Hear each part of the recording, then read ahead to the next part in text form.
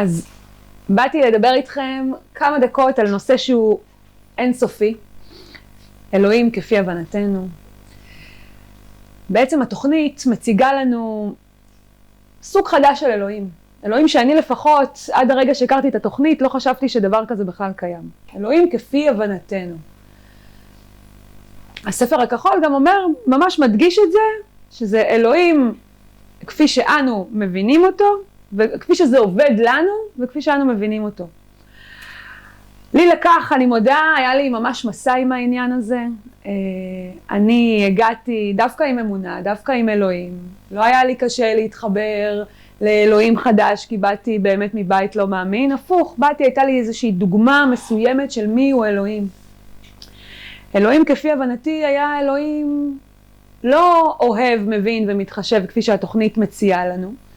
הוא היה אלוהים אוהב, הוא היה מבין, הוא היה מתחשב, אבל הוא היה גם מעניש, הוא היה גם מאוכזב ממני, הוא היה אלוהים שאני צריכה לרצות, אלוהים שאני צריכה לעמוד באיזה סטנדרטים מאוד מסוימים שלו, ואם אני לא עומדת בהם, אז כנראה שאני לא ראויה רק לעכשיו לאהבתו. אז למעשה, חלק מהעניין של להכניס אלוהים אוהב, מבין ומתחשב לחיים שלנו, זה להיפרד מאלוהים קודם.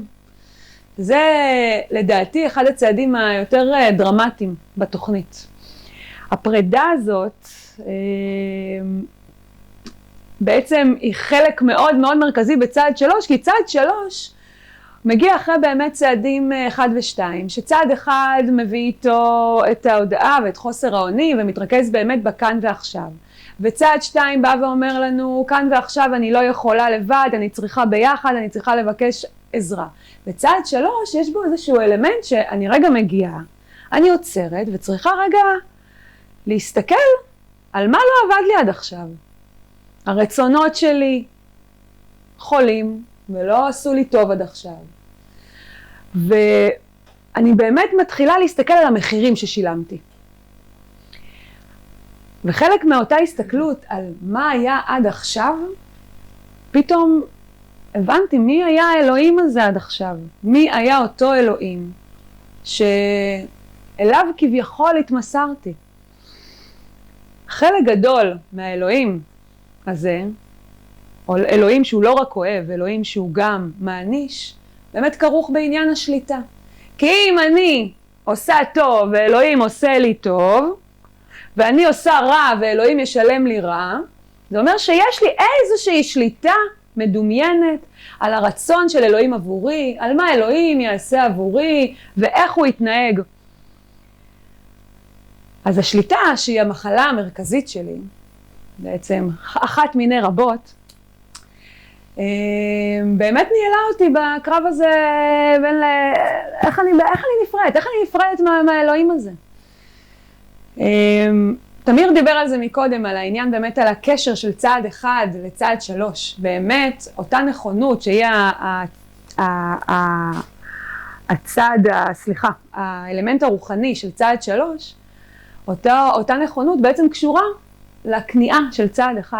בלי כניעה, נכונות זה באמת הערך הרוחני הכי חשוב אולי בתוכנית, אבל בלי כניעה אין שום קרקע בריאה לצמיחה של נכונות.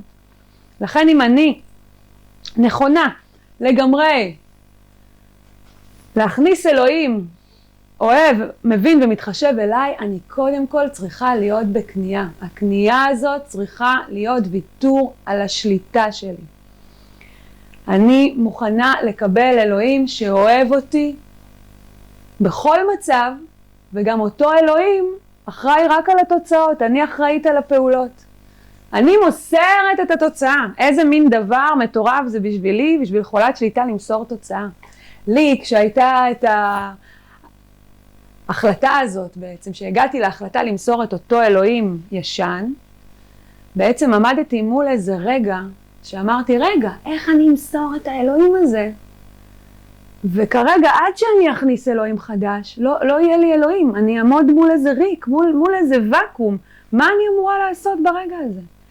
והחלטתי למסור את אותו אלוהים. ולימים אני יודעת, היום אני יודעת במבט אחורה, שאותו וקום, אותה התמסרות אל הלא נודע, אל אני לא יודעת מה יהיה, זה בדיוק האלוהים. זה בדיוק המקום שבו אני ריקה מעצמי ומפנה מקום לאלוהים. אומרים שיש אמרה מהמקורות שלנו שהאהבה שתלויה בדבר, בטל הדבר, בטלה האהבה. אז אני רוצה להגיד לכם שהאהבה שהיא ללא תנאי, באמת בטל התנאי, בטלה השליטה. כשאני אוהבת את אלוהים ללא תנאי, ואלוהים אוהב אותי ללא תנאי, אני משוחררת מהעול הזה, מעול השליטה. ואמן, רק להיום אני מוסרת את רצונותיי וחיי. אלוהים אוהב, מבין ומתחשב.